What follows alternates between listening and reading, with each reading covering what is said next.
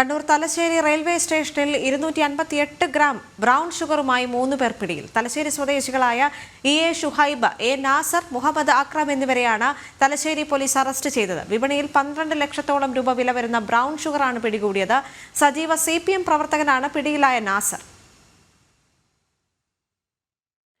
മുംബൈയിൽ നിന്ന് ട്രെയിൻ മാർഗം ബ്രൗൺ ഷുഗർ കൊണ്ടുവരുന്നുണ്ടെന്ന രഹസ്യ വിവരത്തിന്റെ അടിസ്ഥാനത്തിൽ നടത്തിയ പരിശോധനയിലാണ് നേത്രാവതി എക്സ്പ്രസിലെത്തിയ 3 പേരെ പോലീസ് പിടികൂടിയത്.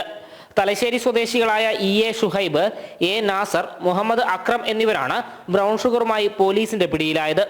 തലശ്ശേരിയിലെ CPMന്റെ സജീവ പ്രവർത്തകനാണ് ബ്രൗൺ ഷുഗറുമായി പിടികൂടിയ സംഘത്തിലുള്ള നാസർ. ഇവരിൽ നിന്ന് 258 ഗ്രാം ബ്രൗൺ ഷുഗറും പോലീസ് കണ്ടെടുത്തു. ഇതിന് വിപണിയിൽ ഏതാണ്ട് 12 ലക്ഷം രൂപ വില വരും. ഷൂവിൽ ഒളിപ്പിച്ച നിലയിലായിരുന്നു ബ്രൗൺ ഷുഗർ. പിടിയിലായ മുഹമ്മദ് അക്രമിനെ ലഹരിക്കടത്ത് കേസിൽ നേരത്തെ മുംബൈ പോലീസ് പിടികൂടിയിരുന്നു. New Mahe CI Binu Mohan, Thalassery SI Prashobh PV, DANSAF squad അംഗങ്ങൾ എന്നിവരുടെ നേതൃത്വത്തിലായിരുന്നു ലഹരി വേട്ട.